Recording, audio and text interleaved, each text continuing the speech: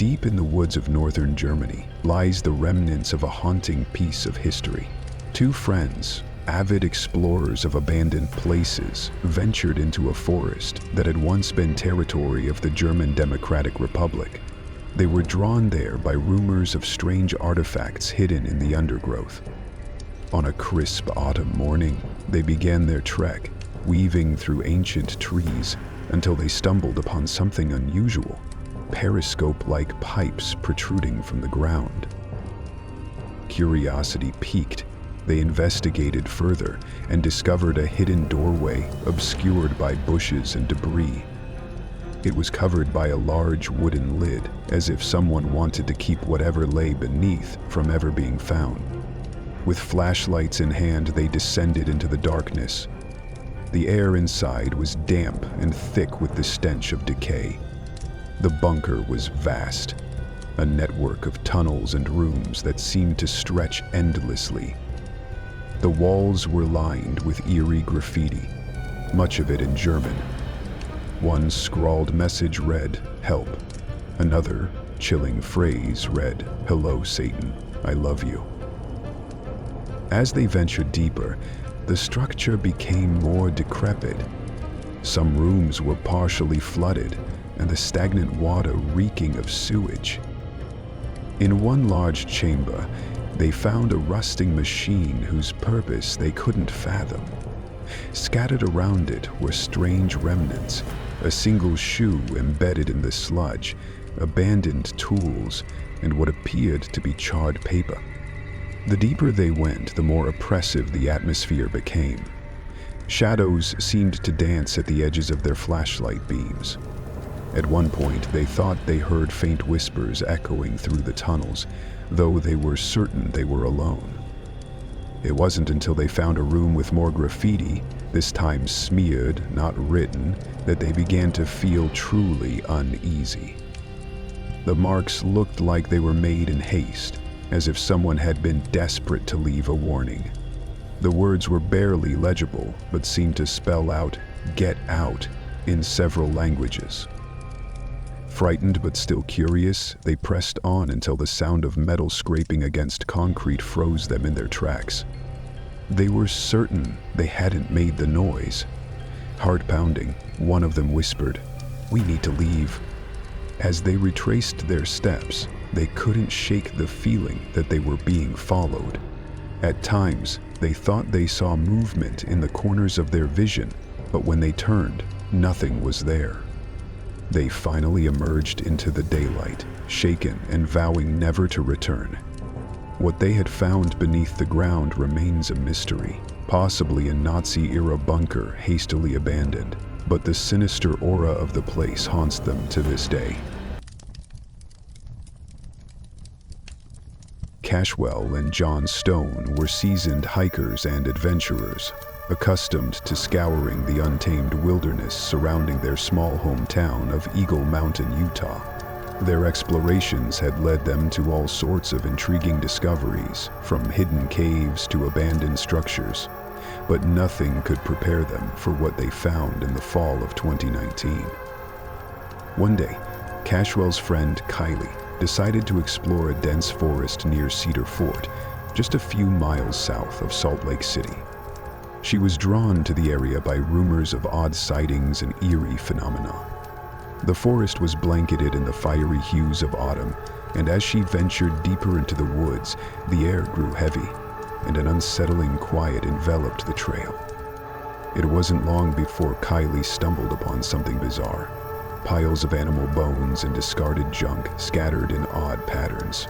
Among them were symbols etched into the ground and crude, disturbing formations made from branches and stones. Disturbed but intrigued, Kylie returned to the area a few days later, this time bringing along John to document what she had found. As they retraced her steps, the discoveries became even more unnerving. They came across a severed deer's head, positioned in the center of a pentagram, formed with carefully arranged deer legs. The grotesque display hadn't been there during Kylie's previous visit. As the sun began to dip below the horizon, the two decided it was time to head back. But as they walked, an unsettling realization dawned on them. They were lost.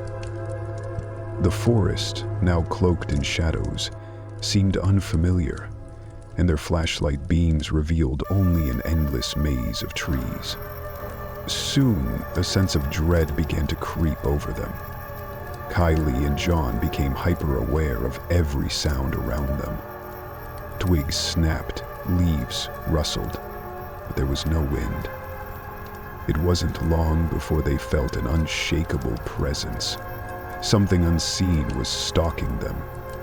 The tension broke when an ear-piercing scream shattered the silence. It was guttural, deep, and utterly inhuman. Panicked, Bay broke into a sprint, desperately trying to find the trailhead. As they ran, John made the mistake of looking back. His face turned pale as he muttered, "It's following us." Kylie didn't dare look, but could hear the heavy thuds of something massive crashing through the underbrush. By some miracle, they emerged onto the trailhead and reached their car. Gasping for air, they jumped inside and sped away. Afterward, Kylie's research revealed that the forest had a dark history. Rumors of cult activities, unexplained disappearances, and even murders over the decades. Neither Kylie nor John has returned to those woods since. In 2014, a man named Ethan and his wife Danny decided to spend a weekend on Vancouver Island, something they had done many times before. The couple was well acquainted with the island and experienced in camping. Vancouver Island is known for its stunning mix of scenic beaches and dense forests, making it a prime spot for campers. Ethan and Danny had enjoyed several successful camping trips there, but their final outing on the island took a terrifying turn. Far removed from roads or civilization, Ethan and Danny had set up camp on a remote beach, basking in the solitude. Their campsite was a significant distance from any signs of human activity. To reach the trail leading back to the road, they would need to traverse a kilometer along the beach and another 2 kilometers through dense forest. Earlier that day, they had met another camper, Leon, from New Zealand. Leon, who had parked his van near the road, planned to sleep there for the night. The couple invited him to join them at their beach campsite, where they shared a bottle of wine and talked around the fire as the sun began to set. It was then that things took a strange turn. As the daylight faded, the trio began to hear what sounded like faint female voices coming from the bushes that separated the beach from the forest. Though it wasn't fully dark yet, they speculated the voices might belong to other campers or perhaps people anchored offshore, with the sound carrying in an odd way. Yet all three agreed they were indeed hearing female voices. As night approached, Leon decided to leave, heading back to his van before it became too dark. Meanwhile, Ethan and Danny stayed by their fire, with Danny growing increasingly uneasy as the mysterious voices persisted. The voices, which seemed to belong to 2 women, were unintelligible, and they appeared to be coming from just beyond the tree line. The couple stayed up late, feeding the fire and listening intently. When the voices finally stopped, they decided it was safe to go to bed.